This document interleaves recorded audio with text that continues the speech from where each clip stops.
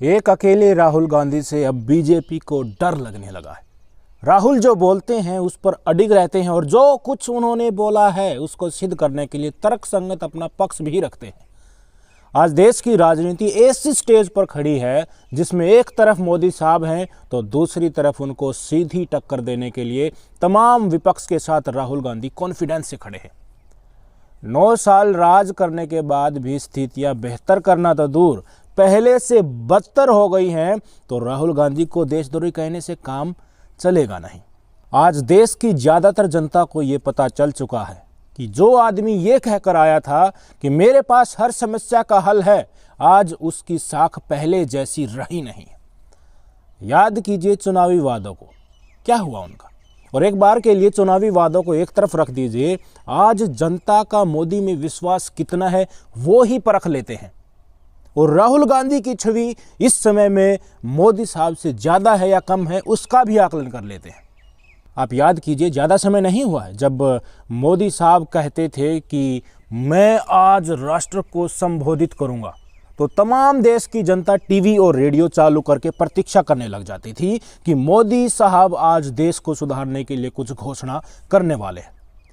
साहब के आने से पहले तमाम मीडिया चैनल्स में बड़ी बड़ी हेडलाइंस मोदी साहब के नाम की चल रही होती थी और बाकायदा टाइमर लगा दिया जाता था कि इतनी मिनट और इतनी सेकंड के बाद मोदी साहब राष्ट्र को संबोधित करेंगे।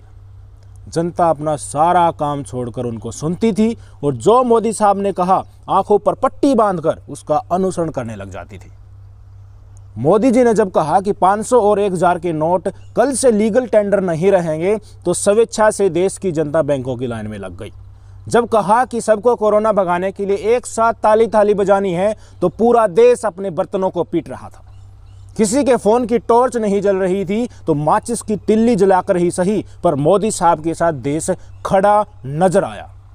इसके बाद जब जनता को समझ आने लगा कि चुनावी वादे तो जुमले थे, जनता को जब पता चला कि नोटबंदी से सिर्फ 10,000 करोड़ रुपए काला धन वापस आया, जबकि नए नोट छापने में 12,000 करोड़ रुपए लग गए, तो सब मायूस हो गए। ताली थाली बजाने से कोरोना भागा नहीं, और गंगा में जब लाशें तैर रही थी तो जनता की भावनाओं को पहली बार अंदर तक चोट पहुंची थी। 13 रुपए किलो शक्कर मिलेगी, ये चुनावी झूठ साबित हो चुका है। उज्ज्वला का सिलेंडर तो मिल गया, पर उसको भरवाएगा कौन? 2 करोड़ रोजगार का वादा था, पर नौकरी देने वाले जो पब्लिक सेक्टर यूनिट्स अंडरटेकिंग है उनको ही बेचकर अपने मित्रों को दे दिया। इस देश के सैनिक भी कॉन्ट्रैक्ट पर लिए जाने लगे। कच्चे तेल की कीमत अपने न्यूनतम स्तर पर होने पर भी पेट्रोल डीजल आज शतक मार रहा है। आवाज अपने हक के लिए हर तबका उठा रहा है, पर टीवी और नेताओं को सब खुशहाल दिख रहा है। प्रति व्यक्ति आय 2014 से अब तक दुगनी हो गई है, पर सबकी झोली खाली पड़ी है। दुनिया का सबसे तेज गति से विकसित होते भारत में आज आम जनमानस सैर सपाटा और मनोरंजन त्याग कर बस बच्चे किसी तरह पल जाएं, इसी सोच में डूबा है। डिजिटलाइजेशन तो समय की जरूरत थी, पर पूरे देश का पैसा बैंकों में डलवाकर उस पैसे के औने पौने दर पर अडानी साहब को देना किस तरह जायज था, ये स्पष्ट मोदी साहब नहीं कर पाए। जिस जिस देश में मोदी साहब का जहाज जाता था, कहने को तो मोदी साहब कहते थे कि मैं रिश्ते मजबूत करने में लग रहा हूं, पर पीछे पीछे अडानी साहब का जहाज क्या करने जाता था। अडानी साहब के साथ जब बड़े बड़े देशों के राष्ट्राध्यक्ष सेल्फी लेते थे तो उसको भी नोटिस देश की जनता कर रही थी। और लास्ट में जब जनता जवाबदेही मांगे तो कहा जाए कि राष्ट्रवाद के रास्ते मत आओ। यकीन मानिए साथियों, मोदी साहब कितना भी पैसा फेंक कर अमृत बरसाता हुआ दिखा दें, देश अपनी आंखों से बहुत कुछ देख भी रहा है और समझ भी रहा है। अब आज के दिन आप कल्पना कीजिए कि मोदी साहब ये घोषणा करते हैं कि आज रात 8 बजे से मैं देश को संबोधित करूंगा, तो यकीन मानिए लोग अपना काम छोड़कर मोदी साहब को सुनने बैठेंगे नहीं। आज मोदी साहब कहे कि सबको ताली थाली बजानी है, तो कार्यकर्ता बीजेपी के जो हैं वो शोर करते आपको गोदी मीडिया के टीवी चैनल में दिख जाएंगे, पर जनता आपको दिखेगी नहीं। आप अपने दिल पर हाथ रखकर यह बताइए कि आखिरी बार आपने मोदी साहब की मन की बात कब सुनी थी? आपका जवाब होगा याद नहीं। अपने नाम तो सुना था कि मोदी साहब कोई मन की बात करते हैं, क्योंकि वो समय ऐसा था जब हर कोई बड़े चाव से मोदी साहब को सुनना पसंद करता था। पर अब लोगों को पता चल चुका है कि अपनी समस्या का समाधान खुद ही ढूंढना है। व्हाइट कॉलर जॉब नहीं मिल रही तो लोग कम पैसे में भी काम करने को तैयार बैठे हैं। पैंट शर्ट तो पहने हैं पर रोजाना बस इतना कमा रहे हैं जितना एक दिहाड़ी मजदूर कमाता है। क्यों? सही कह रहा हूँ ना? वो 2014 का साल और अब 2023 का। बेशक मोदी साहब तीसरी बार भी पीएम बन जाएं, पर देश की जनता को मोदी साहब से कुछ और ही आस थी। अब बात करते हैं राहुल गांधी की। जब देश का हर वर्ग ये बताने की कोशिश कर रहा था कि हमारी कंडीशन जो ऊपरी तौर पर दिखाई जा रही है वो वैसी है नहीं, स्थिति बहुत खराब है, कुछ कीजिए, हमारी मदद कीजिए, पर मोदी सरकार की तरफ से कोई पैगाम नहीं आया, आवाज़ को दबा दिया गया। इस वक्त राहुल गांधी एंट्री मारते हैं भारत जोड़ो यात्रा से। कन्याकुमारी से पैदल चले, लोगों को सुना और अपनी समझ से उनका समाधान शुरुआत में उन्होंने दिया। पर जब राहुल गांधी को कुछ दिन चलते ही महसूस होने लगा कि मुंह बंद किया जाए और तसल्ली से लोगों को सुना जाए, ये जरूरी है, क्योंकि जनता ठगा हुआ महसूस कर रही है। पैदल ही उन्होंने समाज के हर वर्ग को सुनते हुए कन्याकुमारी से लेकर कश्मीर नाप दिया। लोगों को पता चल गया कि राहुल वो राहुल नहीं है जो बीजेपी और गोदी मीडिया दिखाता है। एक नेता से बढ़कर राहुल गांधी में एक स्टेट्समैन के गुण ज़्यादा झलकते हैं। उनकी पप्पू वाली छवि एक झटके में दूर हो गई और राहुल को भारत जोड़ो यात्रा में हमने बोलते हुए सुना भी था कि बीजेपी ने लाखों करोड़ों रुपया उनकी इमेज को खराब करने में लगा दिए थे, पर एक यात्रा ने उनके सारे पैसे बर्बाद कर दिए। राहुल ना ही झूठ बोलते हैं और ना ही सख्त से सख्त समय का सामना करने से डरते हैं। अपनी विचारधारा से समझौता करके शॉर्टकट अपनाना, अल्पसंख्यकों पर अत्याचार करके राजनीति करना, ये तमाम चीज़ें उनको पसंद है नहीं। यात्रा के बाद जब एक नई छवि के साथ राहुल उभरे तो जनता ने उनको सुनना शुरू कर दिया। कोरोना और चीन के बारे में राहुल ने जो कहा था यात्रा से कई दिन पहले, वो 100% सही निकला। जनता ने सोचना शुरू किया, हाँ, कि ये जो बंदा बोलता है वो कहीं ना कहीं सच बोलता है और इसकी बातें सच्चाई के नज़दीक लगती हैं। राहुल ने कहा कि गोदी मीडिया का कंबल डालकर देश की असल सच्चाई को छुपाया जा रहा है, तो ये बात भी देश की जनता को सही लगी। अभी रिसेंटली जिन राज्य चुनाव में कांग्रेस की सरकार बनी है, उनमें किए गए वादे निभाना कांग्रेस पार्टी और राहुल की छवि को सच्चाई की कसौटी पर खरा उतारता है। और अब ऐसा समय आ चुका है कि मोदी साहब की तरफ देखें तो जुमले नजर आते हैं और वहीं राहुल गांधी की तरफ देश की जनता एक आस के साथ देख रही है। मैं मानता हूं कि अब भी राहुल को बहुत मेहनत करने की ज़रूरत है। लोगों तक उनको और ज़्यादा संपर्क बनाना है। उनके पास मौका भी है, क्योंकि कहीं ना कहीं जनता के बीच मोदी साहब से ज़्यादा लोकप्रिय राहुल होते जा रहे हैं। और यही कारण है कि भारतीय जनता पार्टी के छोटे से लेकर बड़े नेता तक राहुल के पीछे लगे हुए हैं कि किसी न किसी तरह कोई मुद्दा मिल जाए और जिसका बवंडर खड़ा करके हम इनको बदनाम कर सकें। भारत जोड़ो यात्रा के बाद लंदन में हुए ताबड़तोड़ इंटरव्यू और संबोधन से भाजपा को मिर्ची लग गई। आखिर विश्व के सबसे लोकप्रिय नेता मोदी साहब को कोई देश अपने यहाँ इतने विस्तारित प्रोग्राम में नहीं बुला रहे हैं, जबकि विपक्ष के नेता राहुल को बुला रहे हैं। इसी से उनको जलन हुई और कैम्ब्रिज लेक्चर के एक झूठे मुद्दे को लेकर राहुल को बीजेपी घेरने में लगी है। आपको पता होगा कि 24 जनवरी को हिंडनबर्ग की रिपोर्ट आई थी।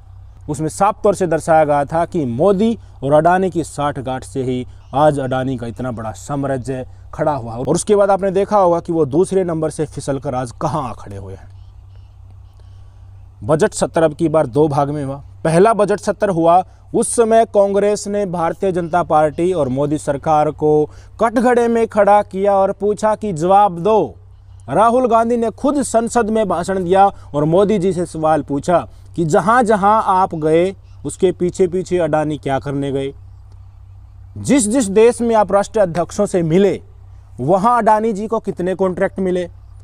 और उन्होंने साफ तौर पर बताया कि ऑस्ट्रेलिया, श्रीलंका, इजराइल जैसे देशों में अडानी को जो कॉन्ट्रैक्ट मिले हैं, बांग्लादेश में जो बिजली का कॉन्ट्रैक्ट मिला है, वो किसके बलबूते मिले हैं। भारतीय जनता पार्टी आज अडानी मुद्दे पर बुरी तरह फंस चुकी है। जनता के बीच जाएं तो जनता के मुद्दे खड़े हो चुके हैं। रोजगार, महंगाई, इन तमाम चीज़ों को लेकर जनता घेरने लग जाती है। अगर संसद में बोलते हैं तो विपक्ष नहीं बोलने देता, विपक्ष जवाब मांगने लेता है। तो इसी के चलते भारतीय जनता पार्टी चारों तरफ से घिरती नजर आई और उन्होंने एक तरीका निकाला कि भाई ये पार्ट जो है बजट सेशन का, इसको तो किसी न किसी तरह निकाल दो, आगे कुछ ना कुछ इलाज करना पड़ेगा। इसी बीच राहुल गांधी जी लंदन जाते हैं। उनके भाषण को तोड़ मरोड़ कर मतलब निकाला जा रहा है कि राहुल गांधी ने लंदन में कहा है कि लोकतंत्र भारत का खतरे में है और अमेरिका और यूरोप जैसे बड़े देशों को भारत में इंटरफेयर करना चाहिए। पर यह बात सरासर झूठ है। हमने आपको पहले भी वीडियो बनाकर दिखाया है। राहुल गांधी को लेकर पूरी सत्ताधारी पार्टी ने इतना हंगामा खड़ा किया कि सालों साल आपको याद नहीं होगा कि खुद सत्ताधारी पार्टी संसद को चलने नहीं दे रही है। उनकी मंशा सिर्फ ये है कि किसी न किसी तरह ये पार्ट संसद का निकल जाए, आगे की आगे देखेंगे।